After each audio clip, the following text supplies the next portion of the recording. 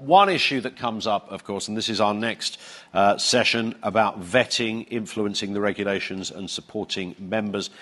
Calls for a change to police vetting procedures began, of course, after that independent report into the murder of Sarah Everard by police officer Wayne Couzens. This is back in 2021. Home Secretary Yvette Cooper has called the reforms essential to the government's plans to restore confidence in policing. And earlier this year, the High Court backed a judicial review by MetFed that an officer who was removed following a sexual assault allegation could not be dismissed because the process was fundamentally unfair. And since then, the government has brought in new vetting regulations and has been consulting on the guidance supporting those new regs.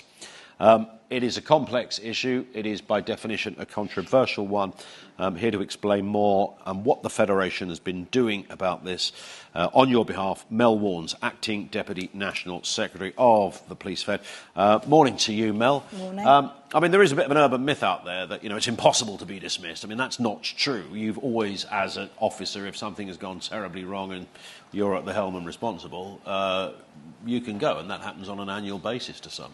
Yeah, absolutely. There are a number of different processes that chiefs can use to exit officers out of the organisation. Conduct regulations, performance regulations, and of course Regulation 13 is open for student officers in their probationary period.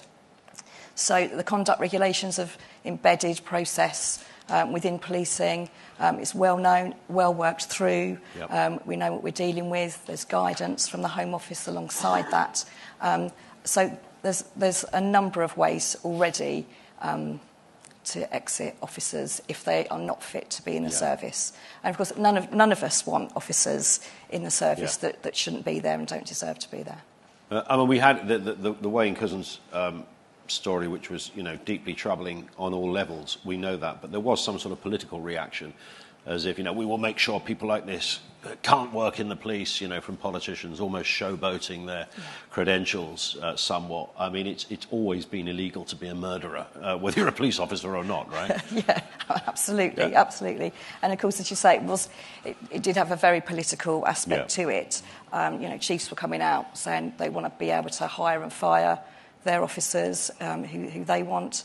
But of course, we need fair, proportionate, lawful processes in order to do that. Sure. And some were using processes that weren't lawful. Yeah. And what is it that government, or what, was it just on the back of the Sarah Everard story that this sort of inflamed to new levels? And, understandably, obviously, at some, all of this needed to be looked at. But what did you sense was behind this? Because it's to many officers, it felt like, here's another example of politicians not really on our side. They're more keen to get rid of us than keep us. Yeah, there were a number of high-profile cases, and there were failures across those, vetting included. So it was like vetting was the main focus then for everybody. Sure. And there wasn't a process in place lawfully in order to do that. And it was about getting rid of people as quickly as possible in their eyes. Yep.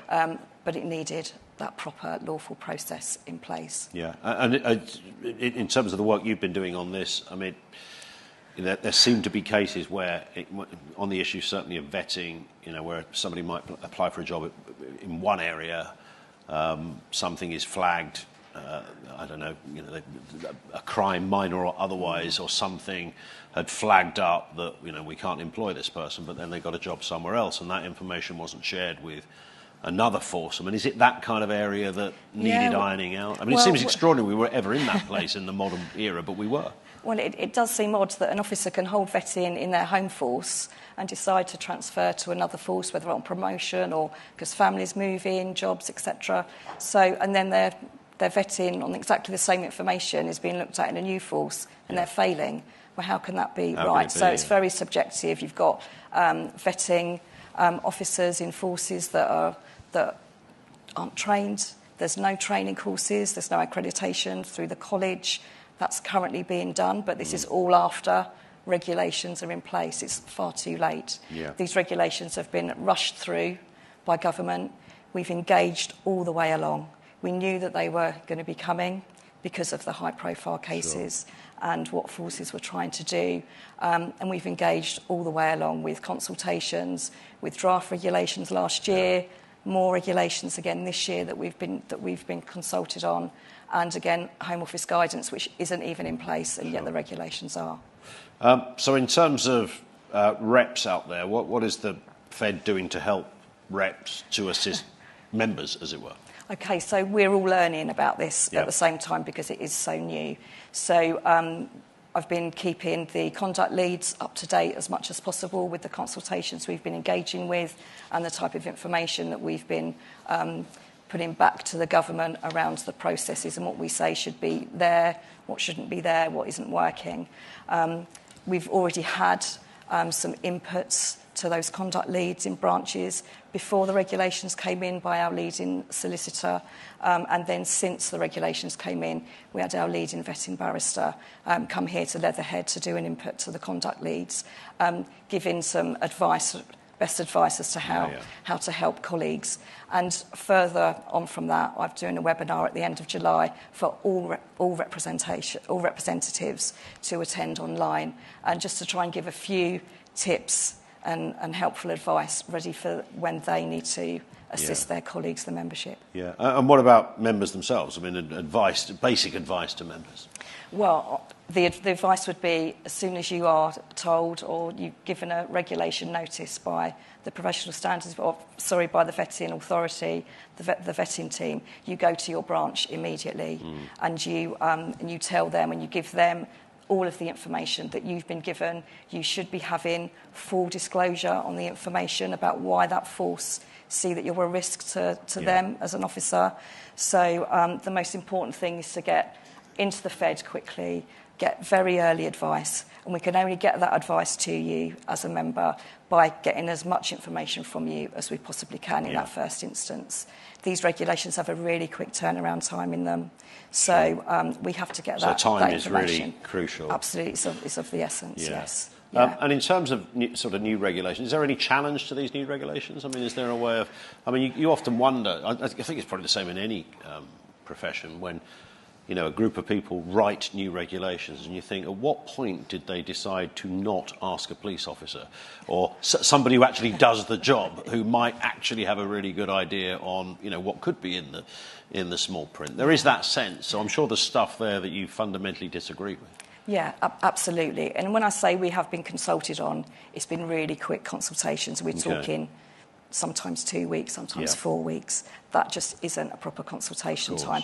We have asked, both myself and the Police Supers Association, have asked for roundtable events with the Home Office to have work-through sessions, to have workshops, because as we're discussing with, in those conduct leads inputs that we've done, we're discussing scenarios that we're hearing about or what-ifs, and we're not sure about those answers because it's not written in those regulations. There haven't been those work-throughs. We haven't been listened to in everything that we've put forward over a number of times over a period of time. There is one particular aspect we are seeking legal advice on in relation to the regulations, and that's with regards to the appeal aspect, that internal appeal aspect of the regulations.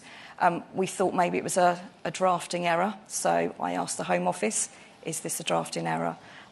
It seems not, and that is an area we are looking at, seeking advice as to whether we can challenge that particular aspect, because it doesn't seem fair, if there are grounds to appeal, that it's the same organisation making that decision whether you can appeal or not, and not go through the appeal and then go to an independent tribunal. So it's all a bit foggy, isn't it? Still, very much so.